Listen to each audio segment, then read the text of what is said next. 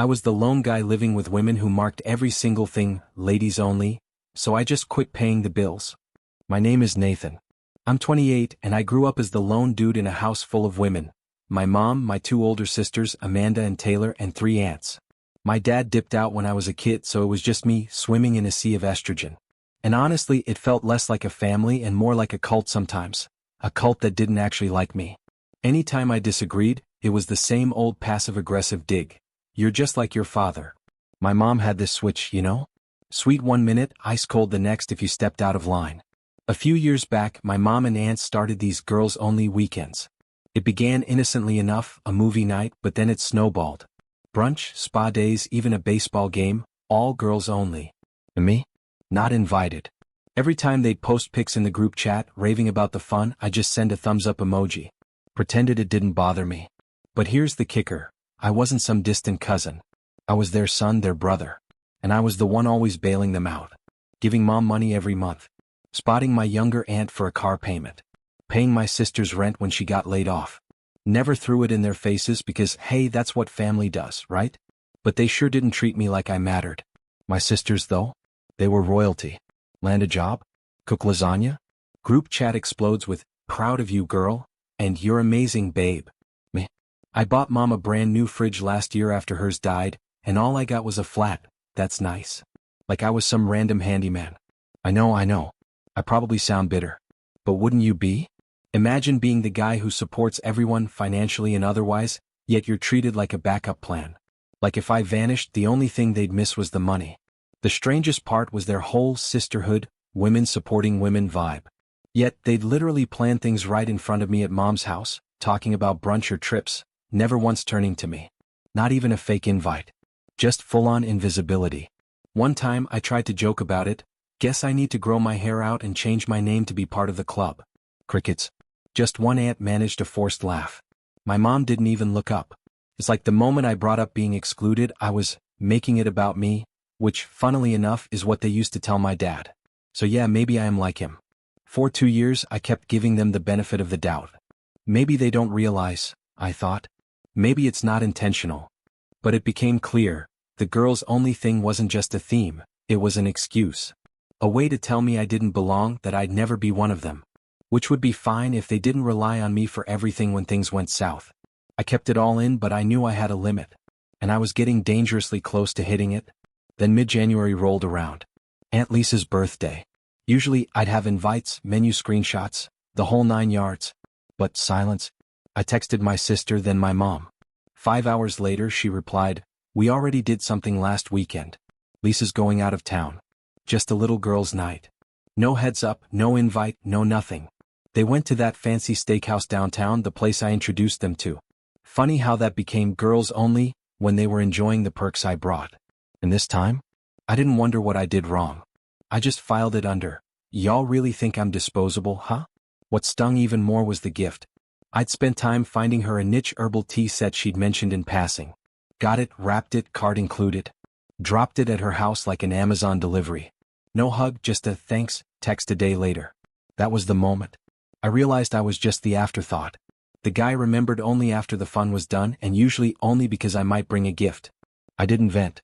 Didn't argue. Didn't guilt trip. Because I finally understood. Respect in this family wasn't earned by effort or sacrifice. It was about being in their clique, the girl club. If you didn't fit, you didn't get credit. So when people ask why I didn't say anything earlier, because I didn't want to sound petty, I let them have their girls' nights. But this wasn't just girl time anymore. This was family time minus the one guy they didn't feel like including. That week I made a decision. No more extra effort. I wasn't going to chase inclusion or bend over backward. Respect shouldn't be a reward for shutting up and giving more. So I started saying no. My aunt needed help with a screen door? Tied up. Mom needed help with her insurance portal? Call the company. My sister needed money for the 3rd time this year? Not right now. You'd think I'd burn their house down. My mom sent a passive-aggressive text. Some people change when they get money. Didn't even respond. I realized they didn't just expect me to help. They felt entitled to my time, my money, my attention. But not my presence, not my voice, not my seat at the table. I was good enough to fund the family, but not good enough to hang with it. Then the summer beach trip came up. This was their big annual tradition. Week-long rental. And for years I'd been covering the house deposit, sometimes more. Designated ATM. This year though, silence. At first I thought they were scaling back. But then I started seeing it. Instagram posts with captions like, "Summer's calling," shopping bags full of beach gear, vacation body countdowns. Even my aunt casually asked if I still had that big cooler. No mention of the trip itself, just sneaky clues. I didn't need Sherlock Holmes to piece it together. They were planning the trip, the one I usually bankroll. Only difference? I didn't make the cut. Here's where it gets wild. Back in December I joked, "Guess I'll cover the beach house again so you guys don't end up in a shack." They laughed, "You're the best. We'll owe you one." That was it. The full extent of the planning meeting. Apparently that was enough for them to proceed like I was locked in as their unpaid sponsor. Planning the trip, choosing the house, my name for the booking, but never bothering to tell me it was now a girls-only event. I found out the final detail through a comment my aunt dropped on my sister's post. "So excited for our beach week. Thank you again for reserving it under Nathan." I swear I could hear the record scratch in my head. Let me get this straight. They're taking a vacation without me on my tab, using my name, and had zero intention of telling me until the deposit went through. That's not family. That's organized theft and flip-flops. At this point I wasn't even angry. It was almost hilarious. Like watching toddlers try to pull off a bank heist with crayons. Just dumb enough to be bold. I could have blown up the group chat. Gone nuclear. But why bother? They don't listen when I talk. They only listen when I act. So, I did what any logical guy would do. I logged into the reservation portal, canceled the pending booking and removed my card. No warning. Just, poof. The fallout came quick. Within 24 hours.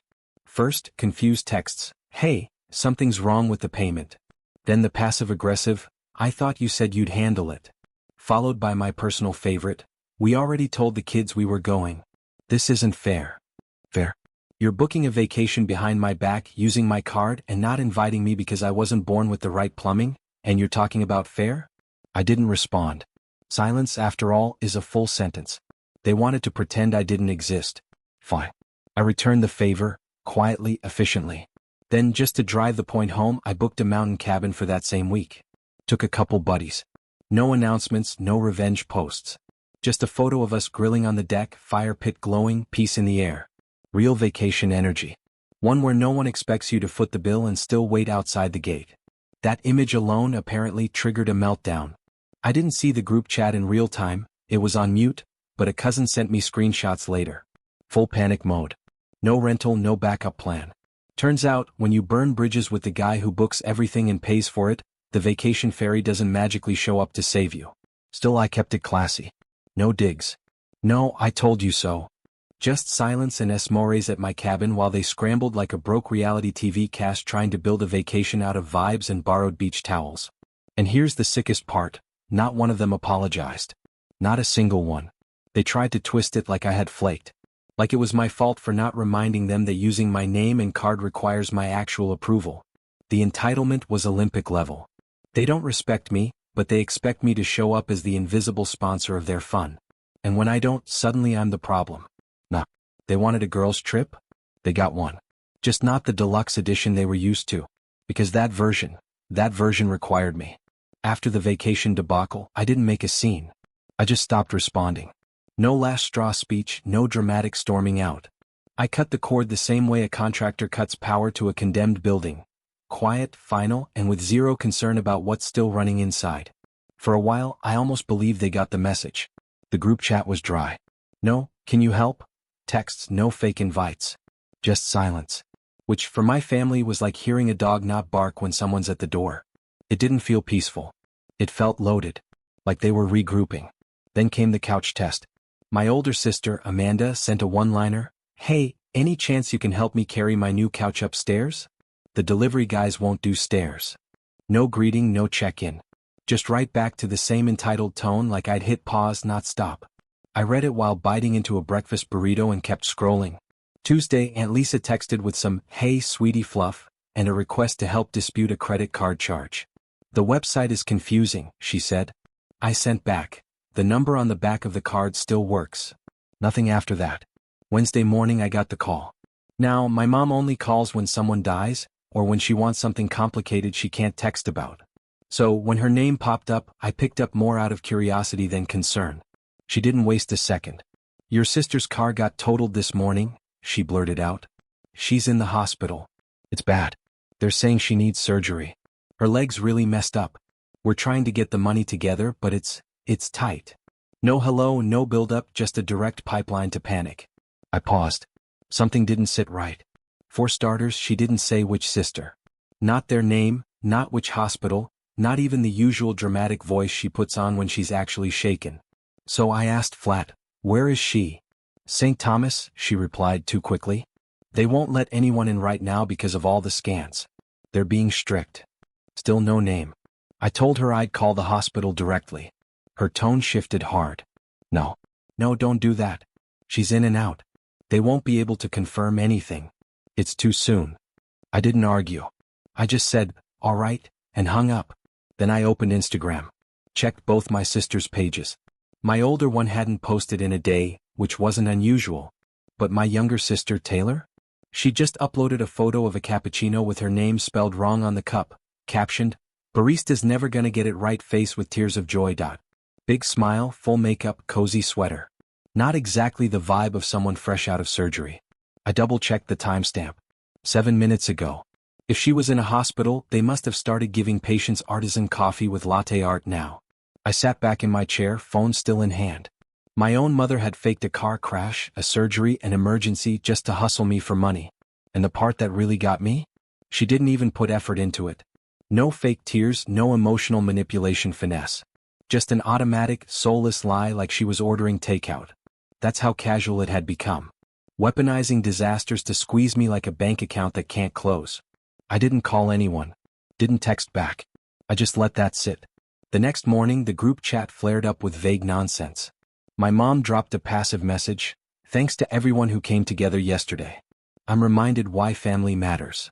Translation, I didn't get what I wanted from him, but I'm still going to pretend the scam worked.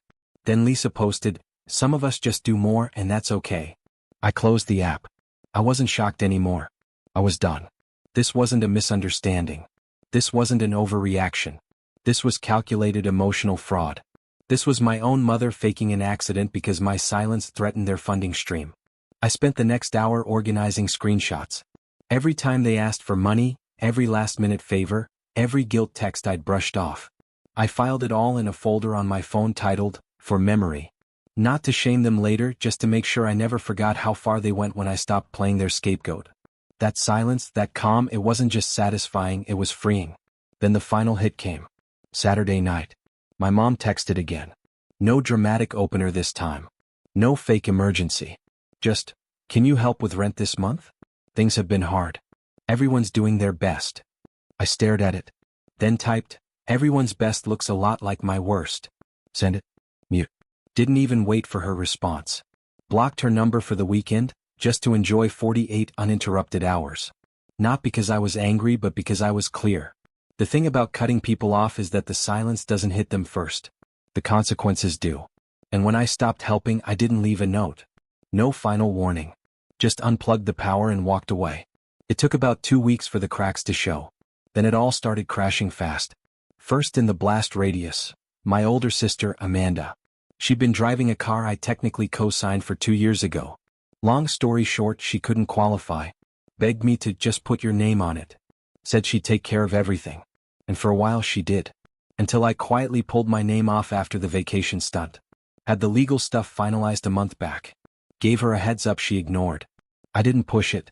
I just got out. Well, turns out she was behind on payments. 3 to be exact. The dealership repoed the car in broad daylight right outside her job. A coworker recorded the whole thing. She called my mom, crying like a teenager who got grounded. Mom texted me, "How could you do this to her?" Do this to her? I didn't call the repo guy. I just stopped babysitting her mess. That same weekend, I got a call from the electric company. My name was still on the account at Mom's house. I thought I'd switched it. Guess not. She hadn't paid in 2 billing cycles. Balance was pushing $600. They were about to shut it off. So I paid it. Nah. I called them, took my name off immediately, and let the system handle it. That Monday they lost power for 36 hours. Mom texted me something like, "Wow, you really don't care anymore, huh?" She was right. I didn't. Then came the bounced rent. My younger sister Taylor had been managing rent on a 2-bedroom place she shared with a friend. Except she'd been using money from the family pool to stay afloat. And the family pool? Yeah, that was basically me. Once I stopped wiring her anything, she fell short fast. Her roommate posted a passive-aggressive rant on Facebook. Some people aren't built for adult responsibilities. Real subtle. Within 3 days, Taylor was back at Mom's house, sleeping on the couch and blaming a toxic living environment. I'm guessing the landlord didn't buy that one either. By week 3, Aunt Lisa was listing furniture on Facebook Marketplace. That alone didn't surprise me. What did surprise me was the description she used on a $90 used coffee table. Family going through hardship due to betrayal. Please help if you can. Betrayal. I almost spat out my coffee. These people were so comfortable feeding off me for years that the moment the gravy train stopped, it became a betrayal. Here's the part that really got twisted. One of them, still not sure who, tried to open a new credit card using my name. They still had some old mail, maybe enough for a week application. I got a fraud alert email, flagged it, denied it, locked everything down. Didn't even confront anyone. If they wanted to play dirty, let them try. All they did was expose themselves harder. Next thing I hear, Mom's bank account got frozen for an overdraft. She called my aunt crying that she had to cancel an upcoming dental procedure because we're not all lucky enough to ignore family. The same woman who faked a car accident 2 weeks ago was now using cavities as moral leverage. By mid-month, my cousin messaged me on the side. Just FYI, they're trying to get Uncle Jay to pitch in now. Told him you cut everyone off for no reason. That day, Uncle Jay called me. He isn't actually family, just an old friend of my dad's who stuck around. A solid guy. He said, they really painted you as the villain. I told him I didn't care. Let them. Because here's the kicker. The moment I stopped funding the show, the whole set collapsed. No vacations, no rides, no help with bills, no insurance paperwork, no backup. They weren't mad that I changed. They were mad they had to. One day Taylor called me directly. First call from her in months. I let it ring straight to voicemail. She texted after, can we at least talk about why you're being like this? You used to help. Yeah, I used to. Back when there was some mutual respect. Or at least the illusion of it. But after the lies, the scams, the entitlement, the silence wasn't revenge. It was sanity. Then came the hospital stunt. Not the fake one. This one was real. Aunt Lisa tripped at work, fractured her wrist, needed outpatient surgery. Minor thing, but apparently the deductible was steep. She texted me this paragraph about how no one else could help right now. And I know you don't want to hear from us, but this is different. Different? When I broke my wrist 4 years ago, I paid out of pocket and got 0 calls, 0 support. They sent me a funny meme about how guys are bad at resting. I left her text unread.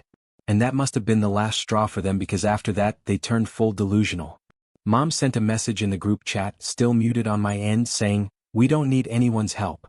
Some people just want to see others fail when they stop being useful. Aunt Lisa commented under it with, that's what happens when someone thinks money equals morals. They were trying to flip the narrative, like they were the victims of some tyrannical dictator who took away their free lunch. Like they hadn't lived for years on autopilot, passing me bills and expecting me to smile and swipe. Then the cherry on top. They tried reaching out to my boss. I kid you not. Someone, probably Amanda, sent an email to my workplace's general inbox saying I had abandoned my sick mother and that it was affecting my mental well-being and focus at work. The email was so unhinged, HR forwarded it to me and asked if I was okay. I laughed, said family drama, and they dropped it. That was the day I changed my number. No big speech, no dramatic goodbye. Just done. Same city, same job, same apartment. But I cut everything they used to reel me back in. And this time for good. No more chances. It wasn't, I'm just going to ignore them. It was, they don't exist to me anymore. I didn't announce it. Let them keep texting into the void. Let them figure it out when their calls stopped going through and their group chat rants never landed. For the first time in years, I wasn't on standby. No midnight emergencies, no requests for bill help, no fake birthday guilt. Just a clean, quiet line where there used to be chaos. The only one I still kept in touch with was Uncle Jay. He'd call occasionally with updates like giving me a sports recap of a team I'd stopped rooting for. Apparently, Amanda was struggling with her commute, Taylor was eating through Mom's pantry like a plague of locusts, and Lisa's been pawning furniture so fast the living room looked like a crime scene. He asked if I was good. I told him I was better than I'd ever been. But deep down, I knew the silence wouldn't last. This wasn't over. You don't unplug yourself from a whole system of manipulation and just expect them to let you walk away. Parasites don't give up their host that easy. It was a Saturday morning. Windows open, coffee on the counter, jazz playing low. Peaceful. Almost fake considering the year I'd had. The air even smelled clean. That weird stillness you get when everything's just right. Then came the knock. Not a polite one. Not a neighborly, hey you got a sec, kind of knock. This was a fist on wood. Full-blown aggression. Someone trying to break rhythm more than make contact. I opened the door and there she was. My mother. Not the version that used to bake cookies and force hugs. This was a different version. Hair wild, eyes locked on me like I'd personally pushed her off a cliff. Her mouth already moving before I could even say a word. You really think this is how you treat family? She snapped. You think you can just throw us all in the street and pretend like we don't exist? I blinked. No hi. No, can we talk? Just immediate accusation like I'd burned the house down and left a note saying, figure it out. I didn't answer right away. I just looked at her. Really looked at her. She looked tired. Not tired from work or age. Tired like someone who'd spent weeks lying, scrambling, blaming, and couldn't figure out why none of it worked anymore. Then I said, you chose this. That was it. Calm, steady, no yelling. And that's what set her off. You're just like your father, she hissed it like it was the ultimate insult. Cold, selfish, ungrateful. He walked out on this family and now you're doing the same thing. I stayed in the doorway, arms crossed, not giving her an inch. Dad left because you treated him like garbage, I said. I just figured it out sooner. She slapped me. Open palm right across the face. Not hard enough to knock me back, but hard enough that the music inside stopped feeling appropriate. I didn't flinch. I just nodded slowly like a math equation had finally solved itself. That's all you had left, huh? I said. When the guilt stopped working, when the lies stopped landing, you went old school. She started pacing, rambling. Something about Taylor having nowhere to go. Amanda being in debt because of me. Lisa not being able to get her life together because she's so stressed. Then she pointed to the street and barked, you're sitting here in your little apartment, living your little life while your family is drowning. You mean the family that used me like a checkbook and left me out of everything unless something needed fixing? I asked. She didn't answer. Instead, she grabbed the potted plant by my door, this ugly ceramic cactus someone from work gave me, and hurled it down the steps. Ceramic exploded. Soil everywhere. I didn't even blink. You think this makes you strong? She shouted. You think cutting everyone off makes you better? You're a coward. A spoiled little coward just like your father. Then she started pulling stuff from the small patio table, tossed my ashtray, knocked over the folding chair, took her keys and started scratching the paint on the railing. I stepped back, pulled my phone from my pocket. Still calm. She kept yelling, you'll regret this. You'll die alone just like him. Then she kicked the panel near my AC unit. Cracked. Not even a big crack, just enough to be stupid. That's when I dialed. Not to threaten, not to warn her. I called the cops. Told them my mother was trespassing and vandalizing my property. I said it as flat as I'd order lunch. She heard me. You're calling the police on your own mother? On the woman who faked a hospital emergency, tried to steal from me and just damaged my place? I said. Yeah, that's what I'm doing. You're disgusting, she spat. I learned from the best. I didn't raise my voice. Didn't match her crazy. I just let it burn through her that I wasn't the same kid who used to say yes to every guilt trip. I wasn't the same guy who bailed them out when they forgot to pay the water bill. I was done.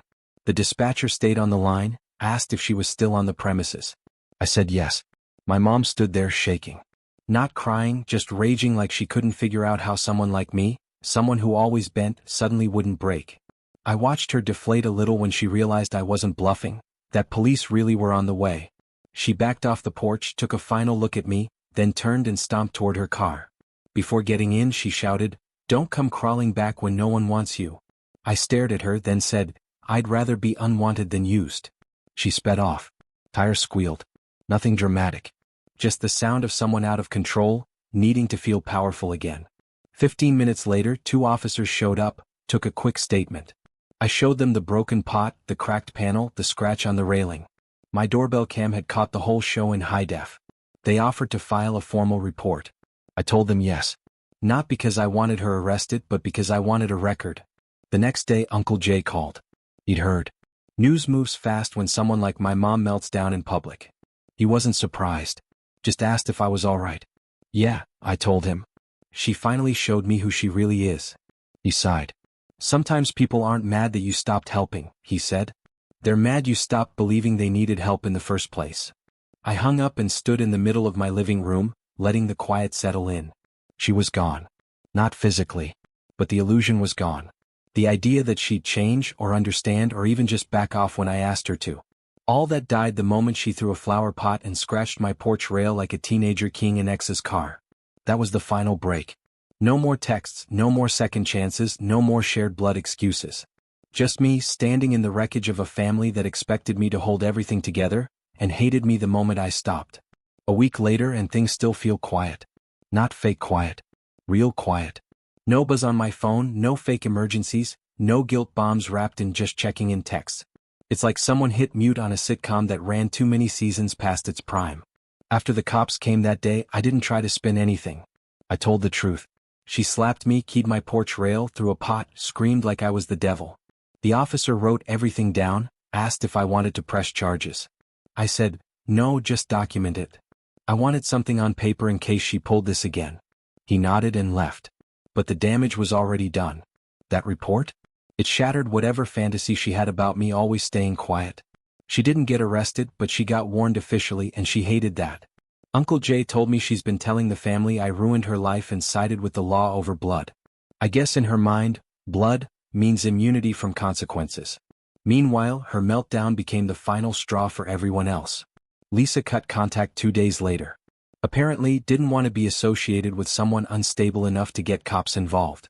Amanda moved out temporarily, said she needed space, but really she's couch surfing now. Taylor's still stuck there but barely speaks to Mom. The house is a powder keg with no one left to absorb the heat. And me? I'm just watching it unravel from a distance. I changed my number, blocked every one of them except Uncle Jay. He's the only one who talks to me like I'm human. Not a debit card with legs. He gives me updates but never tells me to fix it. Just says they're learning what it's like without me. Amanda tried texting me through a burner number. Said I was cruel. Said Mom's depression got worse. Said Taylor had to take out a payday loan. I read it. Deleted it. I've done enough saving. It's their turn now. Funny part is, when you finally set boundaries, people think you've changed. That you're bitter, that you've become the villain. Nah. I'm the same guy who fixed the fridge, paid for birthdays, booked the rental houses, handled bills, listened to their messes. The only thing that changed? I stopped playing dumb. I started using my money on myself. Nothing flashy, just normal stuff. Replacing worn-out sneakers, fixing the AC in my car, ordering takeout without calculating if I'd need to send cash to someone else that week. I finally booked a cabin up north. Solo trip. No group chat, no drama, no, can you drive us? I sit outside most evenings now. It's weird not checking my phone every 5 minutes for another favor. It's almost too still. But then I remember that scratch on the porch rail. The one she left. I left it there. Could have sanded it off by now, but I don't. It reminds me how close I came to losing my peace again. Mom hasn't reached out since. No apologies. Just silence. Probably still spinning the story her way. Probably still thinks I'll break eventually. I won't. I'm not mad anymore. Not even sad. Just done. Some people think silence means defeat. For me, it means I finally won. I found my peace now, and it's a huge relief. But I still wonder, what would you have done in my shoes?